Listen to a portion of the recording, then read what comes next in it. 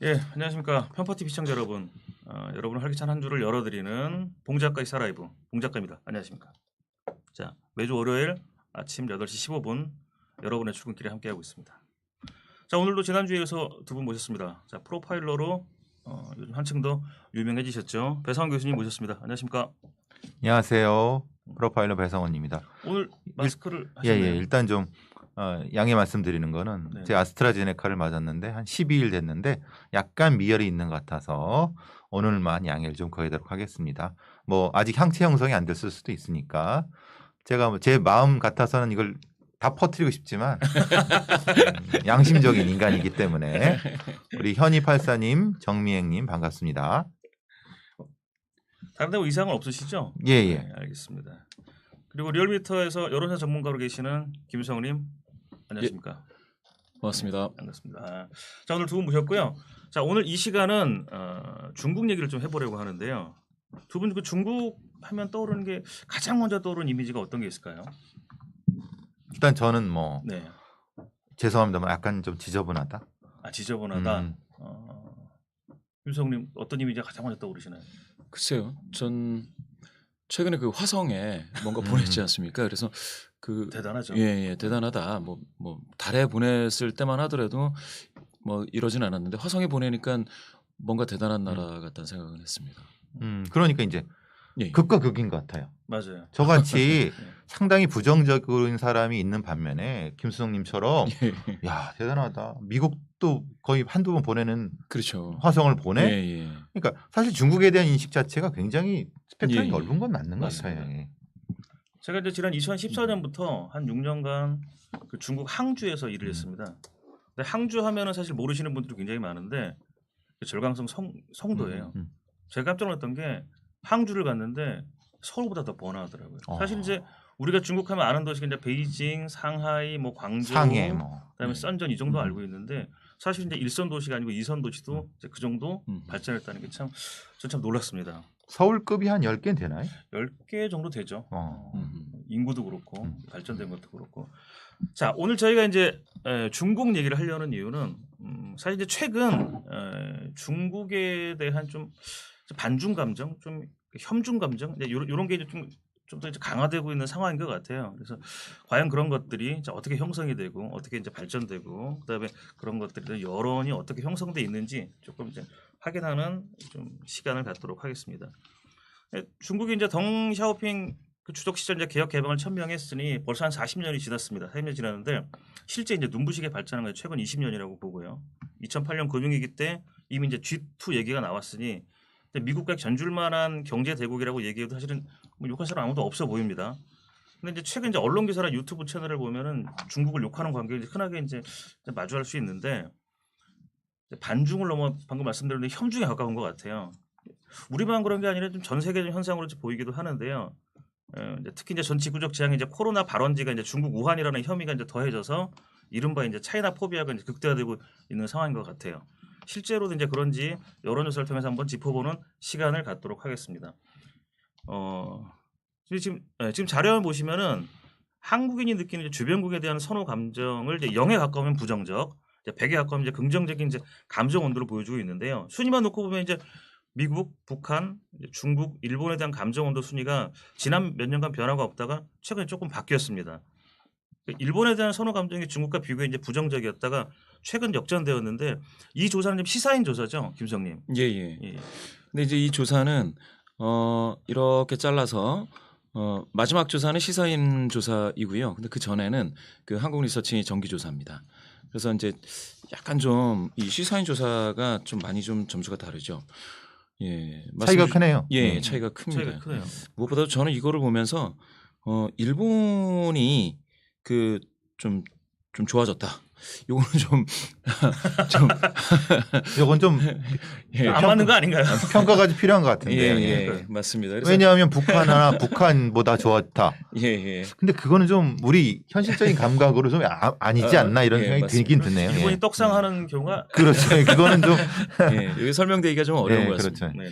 네네. 미국이 좋아진 거는 최근에 그 뭐라 그럴까요? 5월 달이니까 이게 반영됐는지 모르겠는데 최근 뭐 바이든 미 대통령과 우리나라가 좀 그 관계가 좋아져서 이런 거는 의미가 있는 것 같은데요.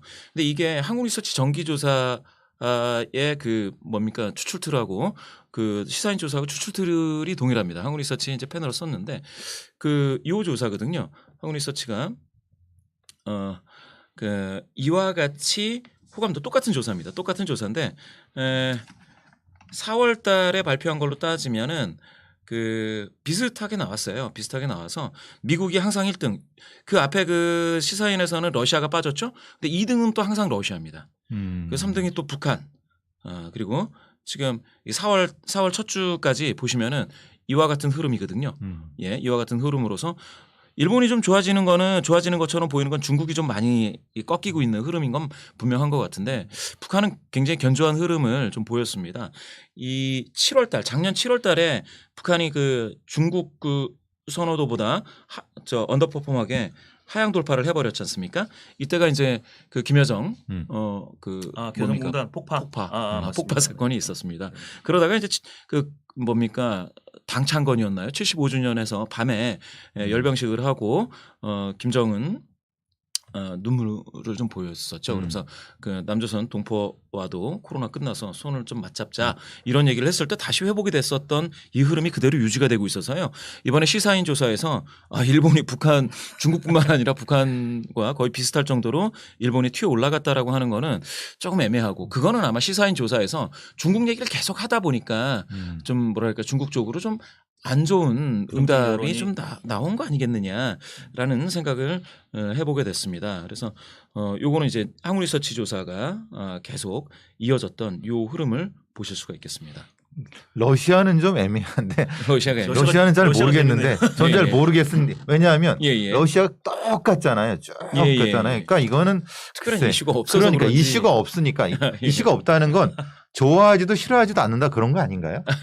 다른 데가 다 싫으니까 그렇죠. 러시아 찍을래. 상대적으로 저는 좀 그런 면이 있는 것 같기도 그렇죠. 하고 이제 저 러시아 부분은 좀 분석이 필요할 것 같고 생각 보면 북한과 중국과 일본의 어떤 기량작용이랄까요? 그러니까 말하는 중국이 올라가면 일본이 떨어지거나 북한이 올라가면 이런 부분들은 분명히 의미가 있는데 그리고 또 순서 같은 경우도 그렇죠. 그런 부분이 분명히 있는 것 같습니다. 그리고 북한은 어떤 실제적인 일이 있으면 떨어지고 감성적으로는 올라가고 이러는 것 같아요. 맞습니다. 감성적인 부분에서는. 왜냐하면 어쨌든 같은 동포라는 생각을 많이 하고 있으니까. 맞습니다. 또 어쨌든 자료화면 보면은 그 2019년 7월 넷째 주에 시작을 하잖아요. 그때 이제 일본하고 중국의 선호도가 이제 2배 이상 차이가 나는데 결국 이제 한 2년이 안 되는 시간에 지금 붙었단 말이죠. 근데 분명한 거는 뭐 국뽕 채널들에서 많이 얘기를 하잖아요. 중국에 대한 혐오가 뭐 어쩌고 뭐 언론에서도 많이 얘기를 하고요. 이건 부정할 수 없는 사실인 것 같습니다. 최근에 이르러서. 두 분 보시기 어떤가요? 중국은 역사적으로 이제 많은 부분을 저희랑 공유를 하고 있잖아요. 현재는 상호간 경제 의존도도 매우 높고요. 한국 최대 교역국이 이제 중국입니다. 그리고 중국에서도 한국이 세 번째 교역국이고요. 중국 혐오 감정 일단 한번 먼저 여쭤보겠습니다. 이대로 문제가 없을까요? 글쎄요. 이번에 이 차트를 보시면은 특이하게 뭐 나중에 또 말씀 주시겠지만 이게 지금 2020년 1월에 1월 2월 사이에 확 떨어지지 않습니까? 중국에 대한 갑자기 떨어졌죠. 여기 이제 코로나. 그죠. 코로나가 영향이 있어서 확 떨어지고 지금 중국이 회복을 못 하고 있습니다. 물론 그 전에도 계속 뭐 떨어지는 국면이 없었던 건 아닌데 굉장히 급격하게 떨어지는 국면은 코로나로 인한 그 내용이 되겠습니다. 코로나 상황이 좋아지지 않는 한 그리고 코로나 우한설 이 부분이 정리가 되지 않는 한 그렇게 회복되기는 어렵지 않을까요? 그리고 또 사실 뭐 좋아지는 어떤 계기 자체도 많이 없는 것 같고 사실 뭐 바이든 정부가 이 3RW라고 하나요? 3WR이라고 하나요? 그러니까 중국의 1대1로를 대항하는 그 견고한 틀을 만들어가는 과정이라고 하면은 미국이라는 데가 중국을 좋게 평가하는 쪽으로 나타나진 않을 테니까 예. 지금 상태는 유지가 되지 않을까 싶은데 저는 가장 되는 건 중국과 일본의 상대적 격차 부분이라고 보거든요. 예. 그러니까 우리가 일본만큼 중국을 싫어한다는 거잖아요. 이 얘기는 예. 결국은 그거 같아요. 일본은 워낙 싫어했고 예. 다 싫어하는 거고. 근데 이제 역사적으로 역사적으로 근데 이제 중국도 그만큼 싫어한다는 거를 의미하는 거 아닐까라는 생각도 해봅니다. 예. 근데 이제 이런 중국에 대한 혐오 감정이 이제 우리 국민만 가지는 게 아니라 전 세계적인 현상이라고 생각을 하고 있고요. 이제 그런 부분에 대해서 김성님 자료 준비해 오셨죠? 예. 그 자료 보시면서 예. 한번 토론 나누도록 하죠. 맞습니다. 이제 국제 연구를 좀 보시면은 그 우리만 이렇게 중국 싫어하게 된 건 아니다라는 얘기가 나오는데요. 이게 좀 뭐랄까 중국에 대한 어떤 네거티브한 평가가 이게 좀 주요 몇 개 국가입니까? 12개 국가에서 지금 전체적으로 보시면은 뭐 전부 다 폭증하고 있네요. 예. 진짜 폭증이네요. 이게 네. 다 네거티브합니다. 그것도 순위가 예, 역전된 데가 많아요. 예, 그죠? 맞습니다. 정확히 보셨고요. 계속 안 좋은 그 뭐 1대1로 말씀 주셨는데 이탈리아가 아마 1대1로의 참여 국가 아닙니까? 맞습니다. 예. 유럽에서 예. 이탈리아, 스웨덴이 참여를 하고 그렇죠. 근데 좋아 본 적이 없어요. 이탈리아가. 그런데도 좋아 본 적이 없는 예, 거죠. 좋아 본 적이 없습니다. 오히려 우리나라 같은 경우에는 과거에는 상당히 좋다가 예, 최근에 확 좀 역전돼 역전된 버리는. 예, 그런 그래프를 보여주고 있습니다. 우리나라를 좀 보시면은 이게 우리나라가 이제 2000년대 초반에 보면 호의적인 감정 훨씬 좋네요. 예, 페이버러블 했다는 거죠. 그러다가 이게 2000년대 중후반에 이게 데드 크로스를 맞습니다. 그게 아마 저기 금융위기 비슷한 것 같은데. 예, 그때가. 맞습니다. 예. 금융위기 이때 그리고 이제 저는 또 여기에 뭐 사소한 문제라고 생각하실 수도 있겠는데 음식물과 관련돼서 중국 음식에 대한 좀 쓰레기 혐오가- 만두라든가 뭐. 예. 그 자료는 좀 맞습니다. 이따가 예. 다시 한번 얘기 나누도록 예. 하고 그런 것들이 확 그 부정적인 감정을 촉발시켰다라고 한번 볼 수가 있겠고요. 그럼에도 불구하고 2010년대 중반에 또 바뀌었네요. 바뀌었습니다. 이때가 이제 아마 그 시진핑 방안이 있었던 걸로 제가 알고 있는데요. 뭐 그런 내용이 있으면서 좋아졌다가 최근에는 아주 급격하게 하락을 하고 unfavorable한 감정이 이 75면은 3배나 되네요. 엄청나죠. 예. 그 내용이 오른쪽에 보시면은 굉장히 그 unfavorable 관점이 굉장히 그 지배적으로 바뀌고 있는 현상이 보시는데요. 이 남한 우리죠. 예. 우리 대한민국에서도 지금 이와 같이 크게 갈리고 있습니다. 다른 나라도 이게 좀 크게 다르지가 않아요. 보시면은 아까 말씀드렸던 그 뭐 북미도 마찬가지, 유럽도 마찬가지고요. 좀 그나마 뭐 스페인, 이탈리아가 페이버러반 감정이 좀 있다라고 하는데 그게 상대적으로 적은 분포를 보이고 있습니다. 거기는 아마 중국이 투자를 해갖고 예. 1대1로 공장도 있고 그러니까 그런 것 같습니다. 그런 그런가요? 면에서는 예. 딱 두 나라죠. 예. 예. 결국 이제 14개 국가의 중앙값, 미디언 중앙값을 보시면은 이와 같이 분포가 이제 뭐 우리나라하고 뭐 대동소이합니다. 예, 이렇게 등장하고 있다라는 점 보실 수가 있겠습니다. 상당히 극적이네요. 예, 이게 2002년서부터 2020년까지의 어떤 그 흐름이라고 한다면은요. 또 보면은 애티튜드 투 차이나라고 해서 이거는 2019년에 나오는 이야기인데요. 이것도 퓨 리서치 센터의 국제 비교 연구입니다. 이게 전반적으로 보면은 국제적으로 2019년에는 이게 나뉘어지더라라는 얘기입니다. 나뉘어지더라. 그러니까 우리나라 같은 경우에는 지금 보면은 unfavorable한 그 의견이 더 지배적인데요. 그렇지 않은 나라도 있더라. 아는 나라를 좀 보겠습니다. 그렇지 않은 나라, 뭐 favorable 감정이 더 많은. 여기 보면은 나이지리아. 주로 저개발 국가인가요? 예. 이스라엘. 예, 레바논, 이스라엘. 네. 그래서 좀 뭐라 그럴까요? 근동 국가입니까? 그리고 또 여기 보시면은 러시아가 71%가 페이버러블하게 나타났습니다. 그리스, 우크라이나, 예, 유럽에서는 뭐 그렇죠. 우크라이나, 불가리아, 뭐 예, 불가리아 이런 나라는 좀 괜찮게 호의적인 그런 응답이 좀 많았는가 하면, 근데 재팬, 예, 일본이죠. 85 비호의적이더라. 우리보다 더 심하네요. 예. 우리가 70인데 걔네 저니까. 예. 우리는 이 조사에서는 63 나왔었습니다. 네. 예. 그리고 뭐 유럽 국가들이 절반 정도, 스웨덴은 뭐 70인데요. 이게 좋지 않게 호의적이지 않게 이렇게 나왔고요. 34개국의 어떤 그 중앙값은 이 당시에는 반반으로 이렇게 갈리는 걸로 나왔습니다. 그런데 이게 이제 2019년에 그 전반적인 어떤 태도라고 한다면 이 같은 조사에서요, 같은 연구에서 보시면은 넘어가야 죄송합니다. 되는데 안 넘어가네요. 예, 넘어가야 되는데 막간 삼아서 디지털 기기에 대한 네. 적응이 잘안 되네요. 바이올렛님 그리고 호비님, 예. 봄봄이님, 최수진님, 예 감사합니다. 오늘 뜨겁습니다. 예, 네. 규님, 땡큐님, 에프레스님, 예 넘어갔나요? 예, 넘어왔습니다. 예. 제 주변 분들한테도 좀 들어와 달라고 제가 간청을 드렸는데 어디 계신죠? 예, 안 보이네요. 확인 좀 해주세요. 우리 김수성님 지인분은 입센노라님 안녕하십니까? 안녕하세요, 보이지 입센노라님. 않습니다. 2019년에 같은 그 중국에 대한 어떤 태도 퓨 리서치 센터에 요 내용이 있습니다. 예, 그 중국의 어떤 경제 확장에 대해서 그럼 당신네 나라의 하나의 기회가 된다고 보느냐, 이득이 된다고 보느냐라고 물어봤을 때 이거는 배드 띵이다, 굿띵이다 이렇게 얘기했을 때 우리나라는 48대 48로 동률이네요. 동률입니다. 중, 중국이 경제적으로 커가는 것을 그렇죠. 확장이 우리는 돼요. 좋은 것도 있고 나쁜 것도 있다고 예. 생각하는 거네요. 그렇죠. 당시만해요. 우리는 그냥 그렇죠. 의견이 반반입니다. 그런데 여기서 다른 나라들 보면 일본은 또 중국이 커지는 게 나쁘지 않다라는 의견이 많았습니다. 오스트레일리아도 이게 2019년만 하더라도 이 정도면은 나쁘지 않았었거든요. 그렇죠. 지금은 완전히 뭐 굉장히 적대국이 됐는데 적대국이 최근 됐어요. 여론은 코로나 영향이 정말 정말 지대하다는 컸던 것 겁니다. 같습니다. 중국이 점점 뭐라고 해야 될까요? 무섭게 본성을 드러낸다고 봐야 될까요? 이 2019년 12월만 하더라도 코로나 직전인데 상당히 사람들이 나쁘지 않게 봤습니다. 여기 보시면은 나이지리아는 중국의 그 경제가 확장되고 있는 것을 자국에겐 기회로 봤다라는 거죠. 보는 사람들이 많았다라는 상당히 것이죠. 맞습니다. 예.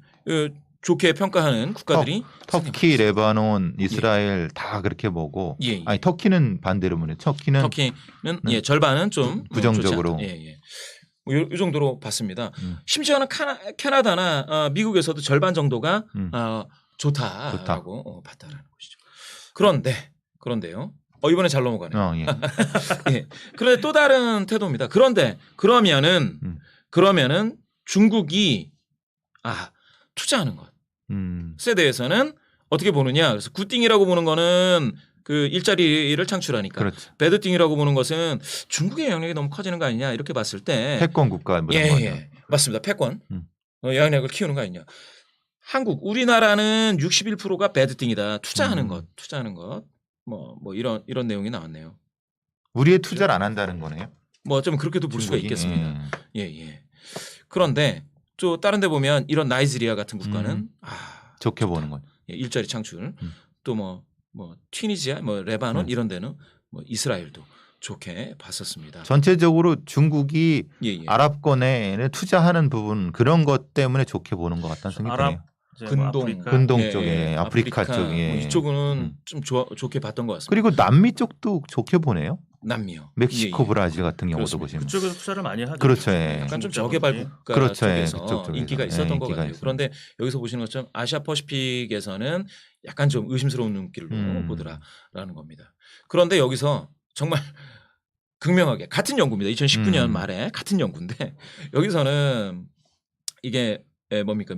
밀리터리 군사적인 군사력을 좀 키우는 것들에 대해서는 어떻게 보느냐라고 했더니 좋게 보는 나라가 아주 많지는 않더라고요.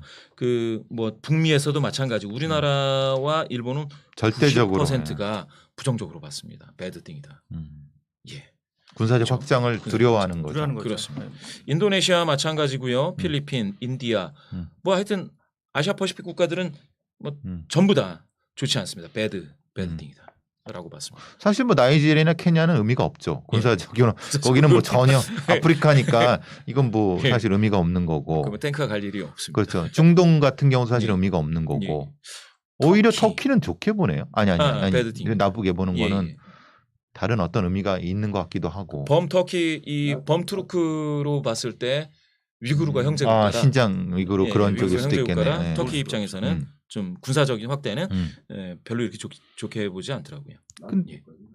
예, 예. 근데 또 멕시코나 브라질도 예, 예. 부정적으로 보네요. 그죠? 멕시코나 브라질도 부정적이네요. 네, 그러니까. 아르헨티나 이쪽이 아마 중국 어선이 간다고 들었습니다. 그렇죠. 중국 어선이 여기서 조업 활동을 한다고. 그래서 그거 들었습니다. 때려 몰려다니는 거 그거 예, 싫어하는 예, 예. 거. 100척, 400척 뭐 그렇게 그렇죠. 몰려다니면서 예. 쓸어간다고 그러더라고요.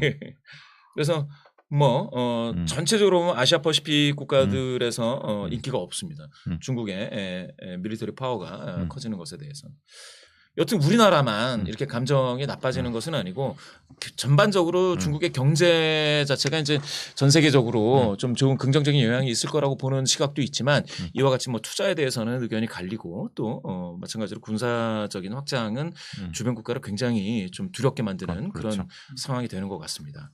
예, 우리 저기 지혜님, 수지님 그리고 또 호비님, 뭐 홍남님, 예, 감사합니다. 허니발사님 감사합니다. 네, 허니발사님 뭐 잠깐 뭐 부럽네요. 들어가서 예. 그 사실 이제 두 분 말씀하신 거에서 빼놓을 수 없는 게 사실 1대1로인데 뭐 두 분 잘 아시겠지만 시청자분들을 위해서 잠깐 설명드린다면 지난 2013년 시진핑 주석이 이제 제안한 신실크로드 전략이 1대1로입니다. 예. 2014년부터 35년간 현대판 실크로드를 구축해 중국과 주변 국가의 경제 무역 협력을 통해 상호 번영의 길을 연다는 이제 대규모 프로젝트인데요. 중국 발표에 의하면은 이제 2021년 현재죠. 171 무려 171개국이 참여하고 있습니다.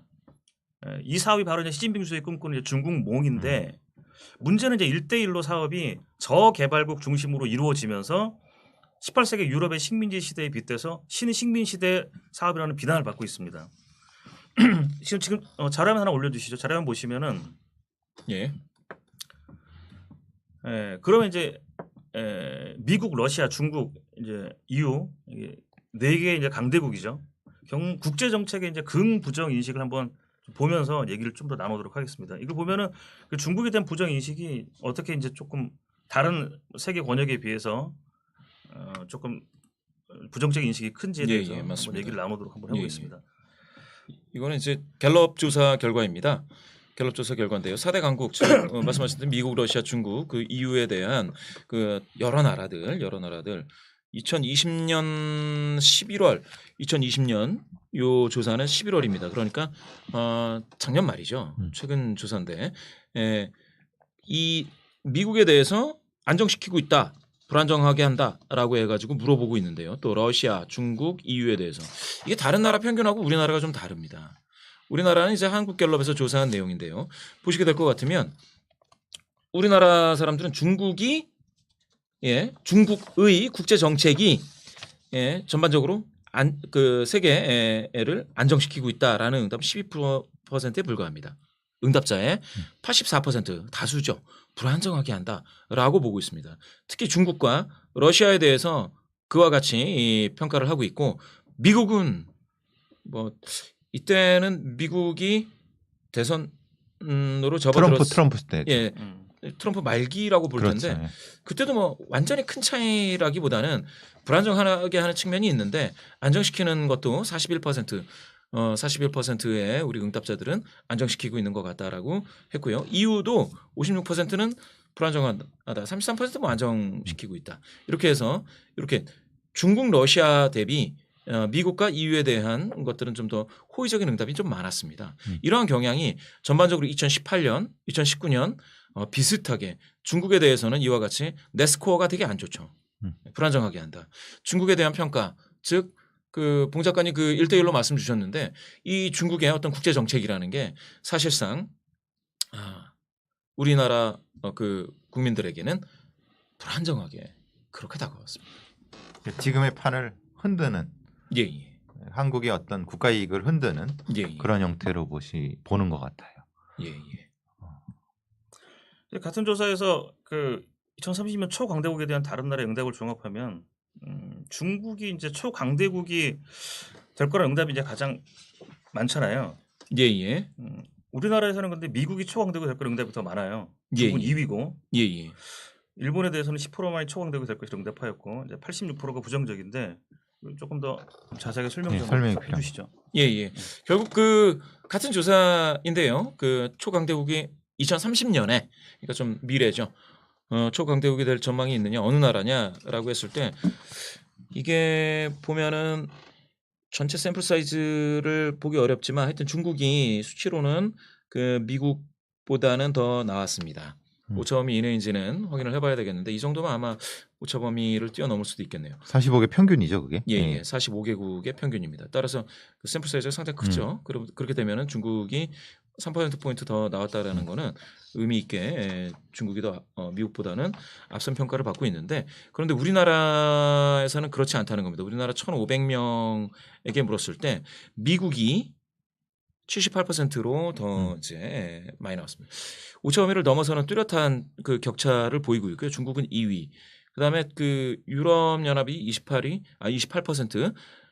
그다음에 일본이 그 조사 대상이 되는 국가 중에 마지막입니다.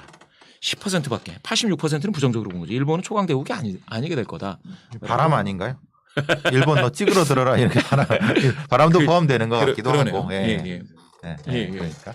사실은 그거는 의미가 없을 것 같다는 느낌도 일본은 들어요. 이거는 좀 나중에 보고 여튼간에 미국하고 중국하고 비교하면 우리는 미국이 초강대국이 될 확률이 될 것이다라는 응답이 더 많았다라는 겁니다. 되길 바랄 수도 있지 않을까요? 미국이 더 상대적으로 그러네요. 중국보다는. 예.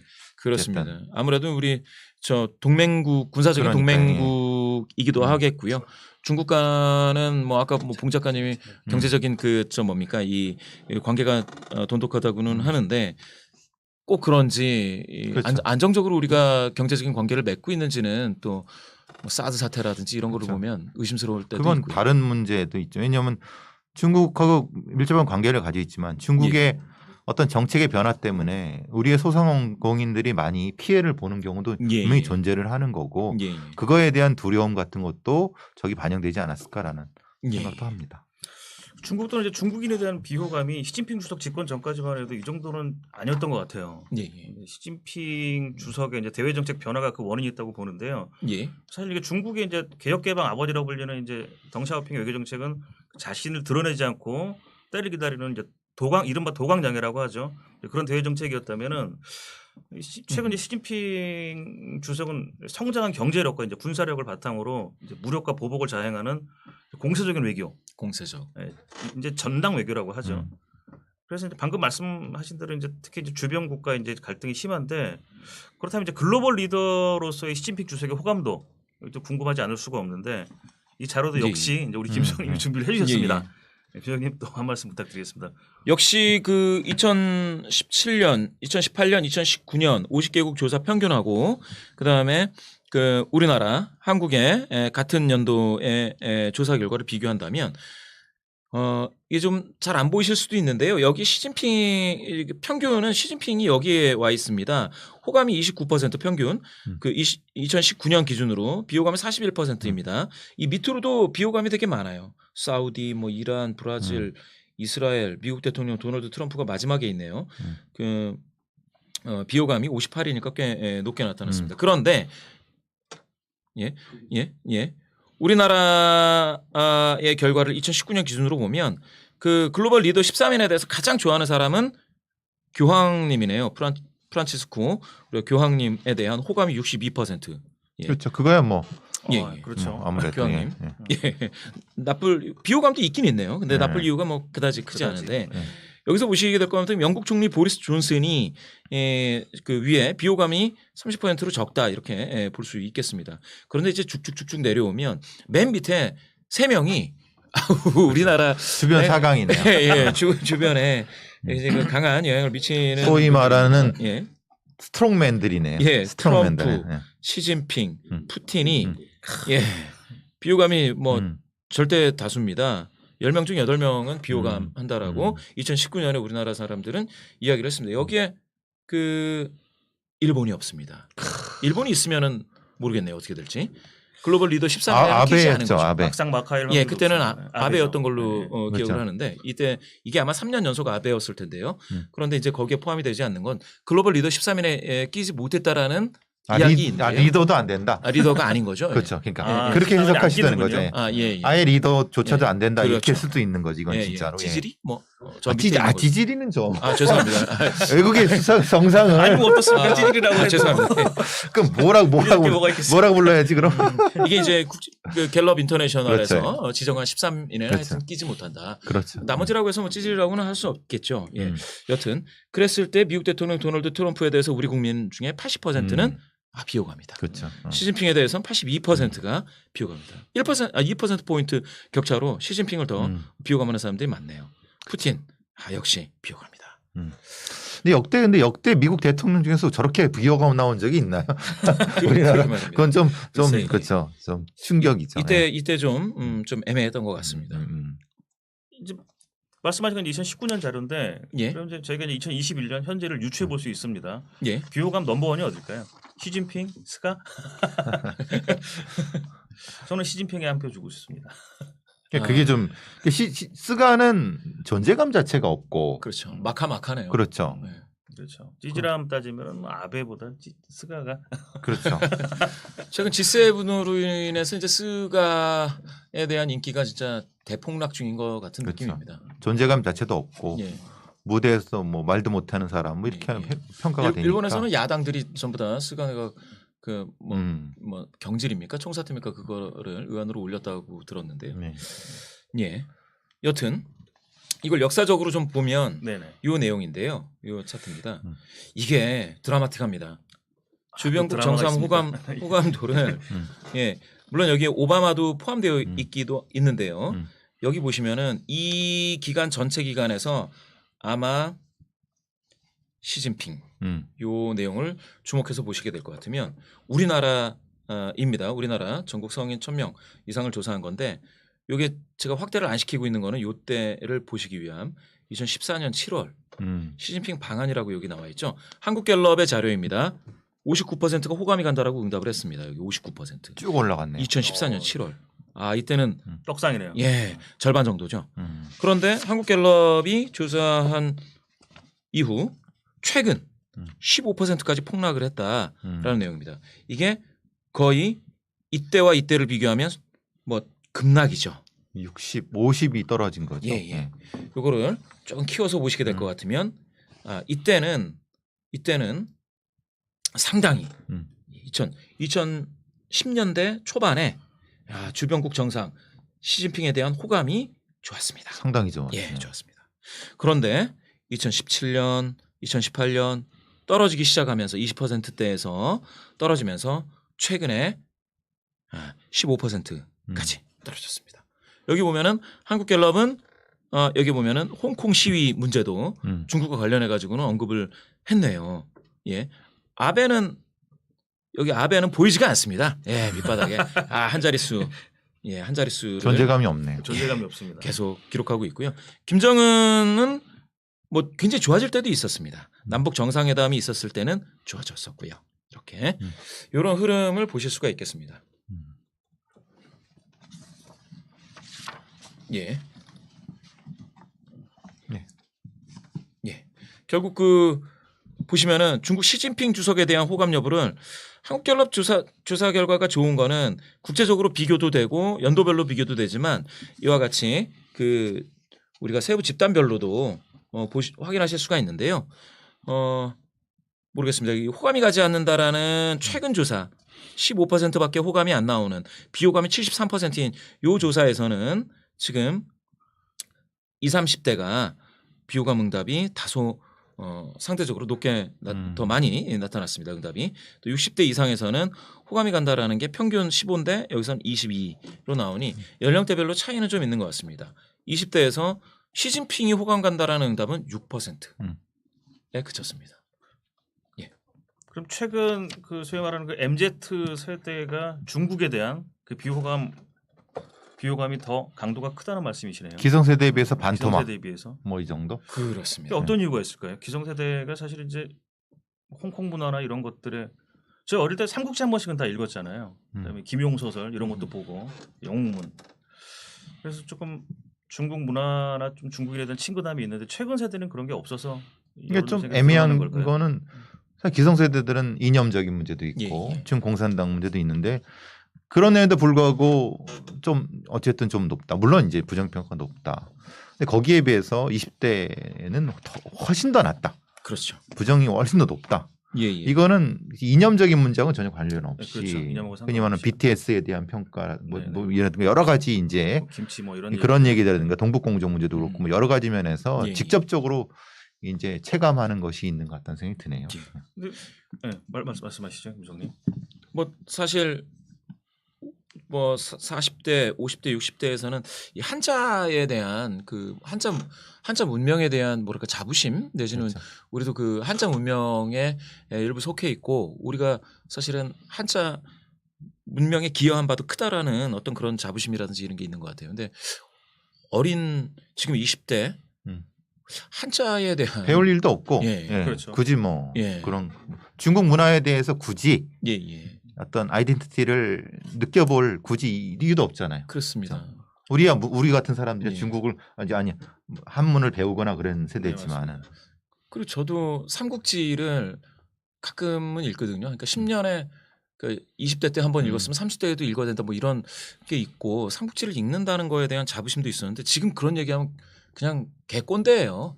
삼국지 뭐 어쩌고 얘기하면 그렇죠. 저 아들한테도 얘기하면 그렇죠. 아빠가 그러니까 굉장히 고리타분하고 그렇죠. 공 고루한 얘기하고 그러면 예 그냥 꼰대 뭐 그런 걸 보냐 뭐 이렇게 되는 것 그렇죠. 같아요. 그러니까 지금 뭐 과거에 뭐 누르하치가 삼국지를 읽으면서 청나라를 키우고 국제 정세의 감각을 키웠다 이런 거는 이제 정말 과거 화석화된 그렇죠. 박물관에나 있을 만한 삼엽충 개꼰대죠. 시대죠. 아, 삼국지를 누가 읽어 요새? 김성님 꼰대 맞습니다. 예. 네, 어쨌든 예. 예. 자, 저희가 지금 확인을 했습니다. 예, 그 예. 중국 또는 중국인 또 시진핑에 대한 비호감을 확인을 했고요. 지금부터 이제 주요 사례를 통해서 중국 비호감의 역사, 예. 역사라면 역사인데 한번 살펴보도록 하겠습니다. 지금 이제 보시는 화면은 한일 두 나라의 수식품 안전에 대한 인식 조사입니다. 2008년 조사니까 굉장히 좀 오래된 조사입니다. 그러니까 2008년부터 벌써 중국 식품에 대해 매우 걱정한다는 응답이 높습니다. 보시는 대로 한일 두 나라 모두 중국산에 대한 신뢰도가 매우 낮습니다. 예. 한정된 시간 관계상 모두 말씀드리기는 어렵고 이제 대표적인 몇 가지만 말씀드리자면 뭐 여기 앉아 계신 두 분도 기억하실 거고 시청자분들 다 기억하시겠지만 2000년 납꽃게 기억하십니까? 납 마늘 예, 꽃게 무게를 꽃게에다 늘 넣었죠. 예, 예. 중국에서 이제 꽃게를 수입했는데 예. 뚜껑을 열었더니 납이 들어 있는 거야. 그렇죠. 무게 때문에. 맞습니다. 혹시 또 2007년 골판지 만두 사건 기억하시나요? 만두 속을 골판지로 만들었다는 충격적인. 아, 쓰레기 만두라고 기억이 하죠. 납니다. 보통. 예, 쓰레기 네. 만두. 기억하시는군요. 시청자분들도 기억하시죠? 자, 그리고 이제 충격적인 사건 하나 더 말씀드리면 2008년 멜라닌 분유 사건 기억하시나요? 멜라민 분유. 예. 김정인 기억하시나요? 기억합니다. 그때 뭐 어린이들 대두증 그렇죠. 뭐 해서. 대두증. 그러니까. 충격적이었죠. 예, 예. 그리고 이제 지금 또 사실은 가장 큰 문제 중에 하나가 이제 해마다 이제 외교 문제도 되고 있고 어업인의 생존권 문제에도 이제 결부된 문제인데 중국 어선의 불법조. 예, 예. 네. 이제 그런 것들 있고 하여튼 중국인에 대한 국민적 비호감 감정이 고조될 수밖에 없는 사고가 끊이지 않는데 또 하나 또 중요한 게 있습니다. 지금 자료만 보시면은 쓰레기 식용유. 이거 아시는 분들은 아시고 이제 모르시는 분들은 모르는데 예. 식당에서 음식을 만들고 나면은 음식 찌꺼기를 버리잖아요. 그럼 그게 하수구에 고여 있습니다. 그럼 그 물을 퍼서 거기서 식용유를 분리합니다. 오 마이 갓. 연금술사예요, 연금술사. 야, 그걸 버젓이 다시 상표 딱지를 붙여가지고 판매를 합니다. 그래서 사건 끊이지 않고 있는데요.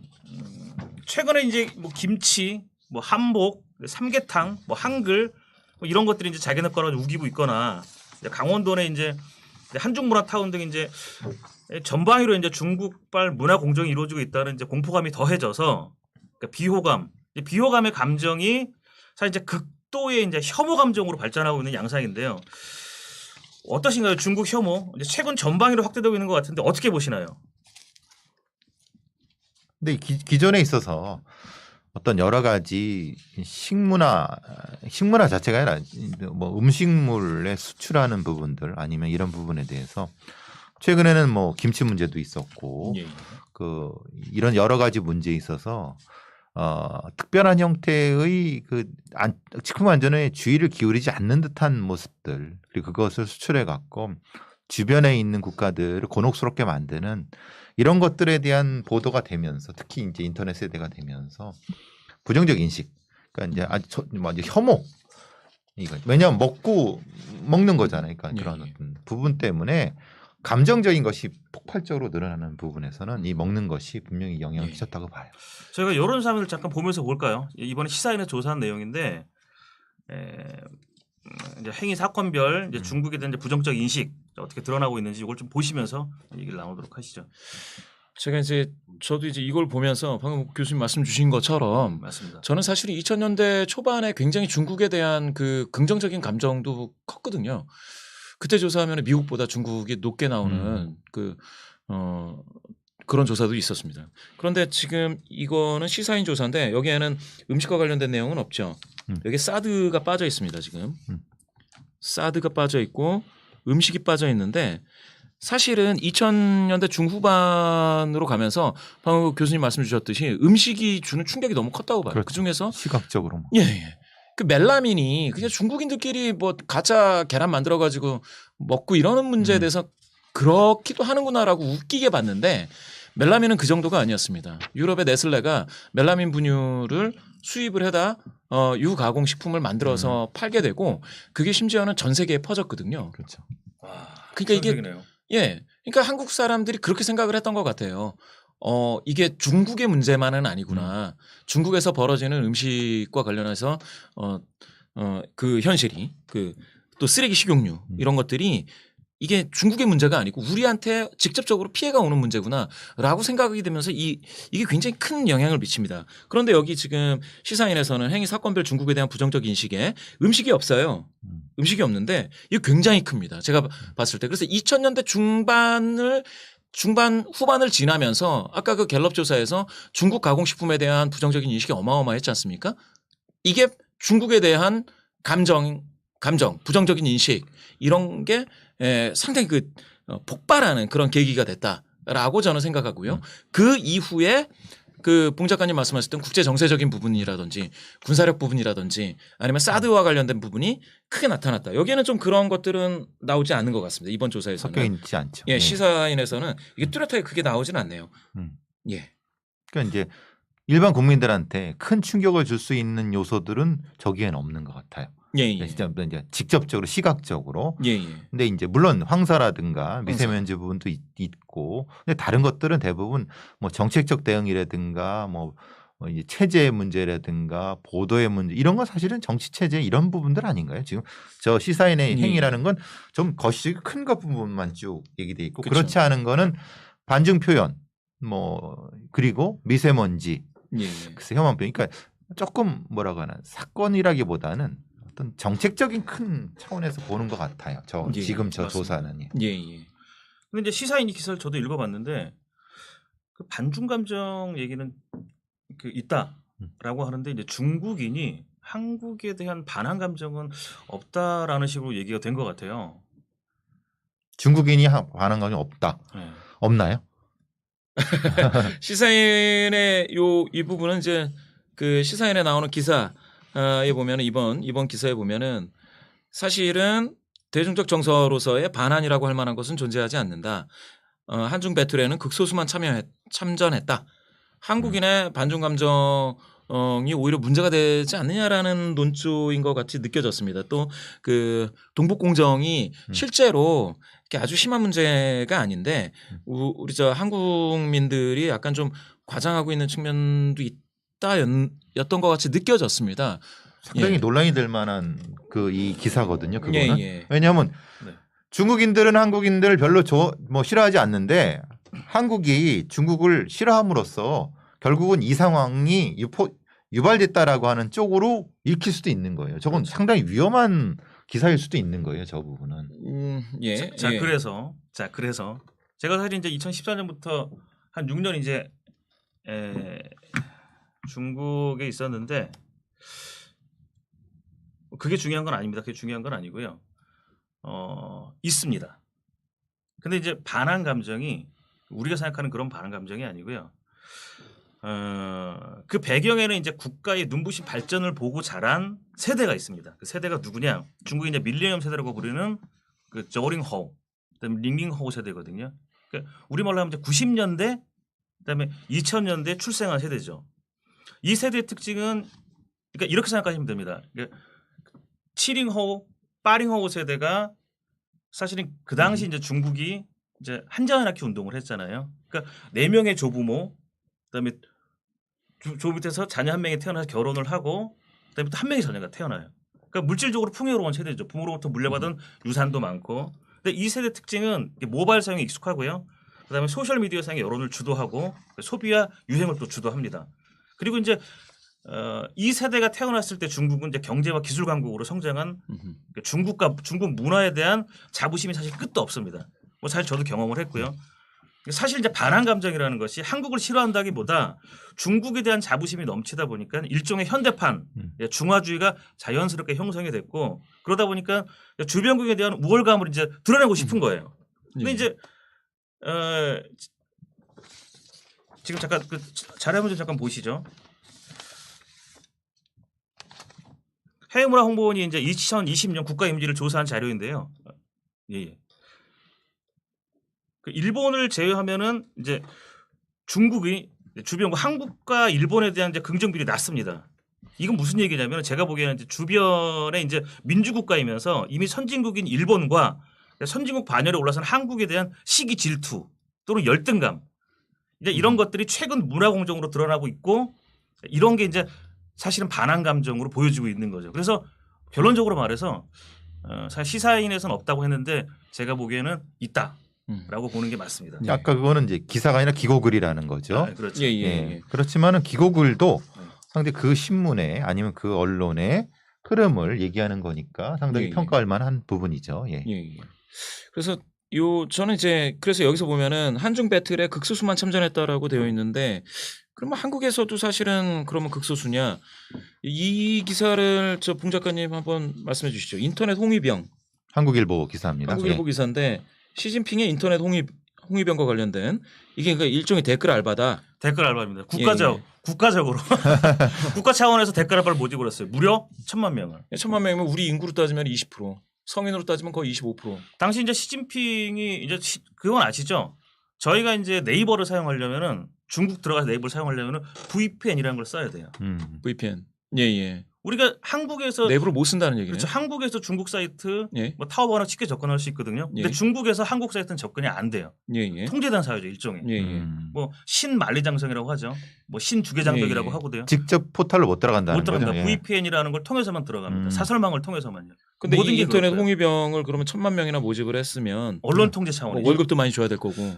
그건 모르겠습니다. 얼마나 줘야 되는지 모르는데 이건 팩트가 맞죠. 팩트 맞아요. 한국일보의 2015년 자료입니다. 그러면 이 인터넷 홍위병들이 사실은 그러면은 그 반한 정서의 근원이 될 수도 있는 거네요. 친중 정서를 강조하다 보니 문화 우월성을 강조하고 국가주의 우월성을 강조하다 보니 상대적으로 주변국에 대해서 깔아뭉개는 거죠. 그렇죠. 일종의 이제 공산당의 선동대 같은 그렇죠. 그런 형태의 그렇죠. 국가사회의 특징을 드러내는 거죠. 그렇죠. 그렇게 될 수 있죠. 물론 그 댓글 알바들이 모두 공산당원은 아니라 하더라도 중국의 국가에서 어떤 형태의 국가의 홍보를 하고 당의 홍보를 하는 그런 시스템의 어떤 요원들 같죠. 1,000만 명이면 무시무시하네요. 우리 상비군이 60만, 중국이 220만인가 제가 그렇게 알고 있는데 1,000만 명의 댓글 알바라고 하면 상당히 그러면 여러 가지 저게 실제라고 한다면 상당히 국가 정책이라든가 아니면은 이런 것들이 있잖아요. 예를 들면은 한국과 중국의 여러 문화적인 데 충돌할 때 집단적으로 이제 사이버 공격을 해대는 그런 사람들일 수도 있다는 거죠. 맞습니다. 집단적으로 돌아다니면서. 무섭네요. 여튼간에 그래서 이제 해외 문화 홍보원에서 작년에 우리나라 이미지를 조사를 했더니 이 일본 사람들 중에서는 우리나라를 긍정적으로 응답한 사람이 27.6%에 불과해서 전 세계 외국인들 평가인 78.1%하고 비교하면 어마어마하게 차이가 있는데 일본을 제외하면 중국이 제일 긍정응답은 적습니다. 뭐 큰 차이 아니라고 볼 수도 있겠는데요. 러시아가 제일 좋네요. 러시아 사람들 우리를 좋아하네요. 좋아합니다. 상당히 좋아해요. 중국은 그다지 좋아하지 않고 배타로 많이 옵니다. 예. 그리고 저 한국 상품이 러시아들 많이 가죠. 많이 상당히 갔어요. 많이 가고. 예. 정치적으로 충돌할 일도 없고 그러니까. 그러게요. 같은 조사에서 이 중국, 일본이 그러면 이미 우리나라 이미지 제고를 위해 한국의 이미지 제고를 위해 시급한 과제는 뭐냐라고 물었더니 중국, 일본 사람들이 47.0%가 신뢰 회복을 이야기를 했습니다. 참 묘하네요. 그럼 신뢰를 자기네들은 못 하고 있으니까 신뢰를 할 수 있게 뭐 해봐라. 우리가 믿을 수 있게 한번 뭐 니네 한번 해봐. 예, 춤을 추던가 막 이런 건데. 말도 안 되는 얘기. 예. 예. 중국 응답자들 중에는 남북관계 개선이 제일 많았고 또 뭐 신뢰 향상도 있었습니다. 그러니까 중국은 우리나라를 네. 안보 위협을 야기하는 존재로 보는 거죠. 보는 것 같네요. 그러니까 왜냐하면 전쟁 위협이 상존하는 예. 한반도라는 느낌인 거잖아요. 예. 그래서 사실은 신뢰하기 어렵다 이 얘기인 것 같아요. 예. 여튼 이렇게 나타났습니다.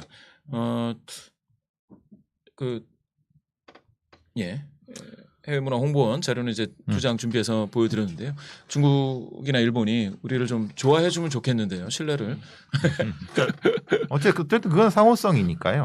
상호성인 거고 사실 뭐 우리가 일본을 좋아하려고 해도 일본에서 여러 가지 정책이나 이런 부분들이 잘못됐다고 우리가 비판할 수밖에 없는 거고 그러면 그 비판하는 걸 싫어한다 그러면 그건 어쩔 수 없잖아요.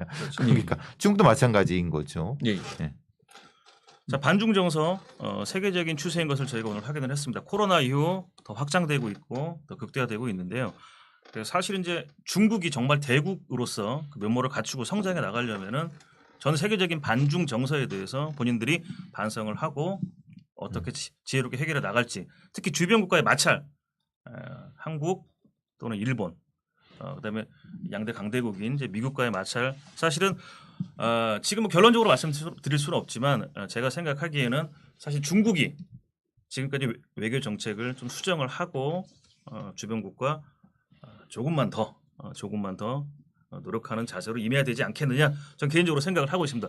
두 분 한 말씀 더 주시고 오늘 이 시간 마치도록 하겠습니다. 어떠신가요? 네, 끝나기 전에 민규리님 네. 그리고 조여다님, 다니엘 박님 반갑습니다. 감사합니다. 오셔갖고 사실 그 중국에 대한 얘기를 할 때 소프트 파워 얘기를 많이 합니다. 그러니까 우리가 하드 파워는 많이 보고 있고 중국이 클 거라고 하는 거는 자원 잠재력이라든가 아니면 여러 가지 면에서 그리고 경제 체계 부분에서는 분명한 것은 하드 파워는 높다. 그리고 높아질 거다. 근데 소프트 파워는 높아질 것이냐? 소프트 파워라고 하는 것은 일종의 그 세계적인 형태의 상호 관계 속에서 상호 이익을 증진할 수 있는 시스템 그리고 그들을 받쳐줄 수 있는 그들 지식인들의 어떤 세계화된 이런 부분들 그것이 없으면 결국은 중국 중심주의로 갈 수밖에 없는 거고 지들이 잘났다는 걸로 갖고 지들의 힘만 가지고 쓰다가 중국이 최고야 중국몽으로 갈 것인데 소프트 파워를 키워가려고 하느냐 아니면 그거는 무시하고 하드 파워만 키워가려고 하느냐 이 부분은 사실은 중국의 고민이라고 봐요. 아무리 하드 파워가 크다 하더라도 소프트 파워가 받쳐지지 않으면 그냥 사상 누각입니다. 그냥 무너지는 거죠. 그 부분을 우리가 정확히 보고 어느 지점에서 접근할 것인가에 대한 부분은 분명히 우리가 심각하게 고민을 해야 될 것이고 그들의 하드 파워만 보지 말고 소프트 파워 측면에서의 접근 방법 그리고 그들을 설득하고 아니면 무엇인가를 같이 공존할 수 있는 것 경쟁을 한데 하더라도 그 부분이 필요하지 않을까 하는 생각을 해봅니다. 중국몽을 얘기를 하면서. 예. 마지막 저는 요 자료를 하나 이제 본다면 한국에 대한 친밀도하고 친밀도를 관심도와 이제 호감도로 나눠서 보는 차트가 해외문화 홍보원에 있는데요. 여기 일본이 좌하단에 있습니다. 관심도 없고 호감 떨어지고. 예. 네. 그래서 이거를 좀 제외하고 나머지 국가들을 좀 이렇게 좀 확대해서 본다면 이렇게 보게 되는 것 같아요. 이렇게 일본은 우리에게 관심은 있지만 호감은 가장 떨어지는 중국입니다. 중국은 우리한테 관심은 뭐 평균 이상인데 호감 많이 떨어지는 국가예요. 우리한테 좀 호감도 주고 그 아까 그 봉 작가님 말씀하셨던 그 뭡니까 인터넷 홍위병들 그렇게 좀 막 천만이 돌아든다고 하니까 벌써 겁이 나는데 그런 분들이 좀 문화적으로 우리가 동질적인 것 그리고 같이 공유할 수 있는 것을 이야기를 더 많이 해주면 좋겠다라는 생각이 듭니다. 여기 이제 이 그룹보다는 이 그룹이 많아서 그래도 우리나라는 좀 다행이다 싶은데요. 그렇죠. 바로 옆에서 가장 크게 영향을 미친다라는 중국이 이렇게 좀 호감은 최하다라고 하니까 좀 서운한 면은 있습니다. 그래서 앞으로 더 잘 되길 기대하는 마음이 있습니다. 저 표는 상당히 중요한 것은요. 우리가 예. 인도네시아, 인도, 브라질 같은 약간의 예. 중진국이라고 그래? 중진국의 선진국을 중요하는 거고 예. 우리의 이제 그 협력 파트너들 우리가 공존할 수 있는 파트너들에 대한 것이 관심도도 높고 호감도도 높다는 거는 상당히 예. 그러네요. 대한민국 차원에서 굉장히 긍정적인 거고 예. 밑에 보시는 영국, 미국, 독일, 프랑스는 기존의 선진국들입니다. 이 사람들은 우리가 뭐 좋아하든 싫어하든 예. 그거는 뭐 일단 고정 상수일 거라고 저는 생각을 합니다. 예. 이거는 사실 좀 저는 의미가 없다고 보고요. 예. 그건 우리의 외교 정책의 문제인 건데 예. 상당히 그 오른쪽 위쪽에 있는 인도네시아, 인도, 브라질, 멕시코 이런 태국 성장성이 높고 그리고 우리와 관련을 깊이 하면서 우리도 성장할 수 있는 저도 성장 그런 부분에 상당히 긍정적으로 표라고 좀 봅니다. 그래서 두 분 오늘 진심으로 감사드리고요. 오늘 방송 여기까지 괜찮습니까? 예. 자 마치도록 하겠습니다. 봉 작가 이사 라이브 다음 주에 뵙겠습니다. 감사합니다. 감사합니다.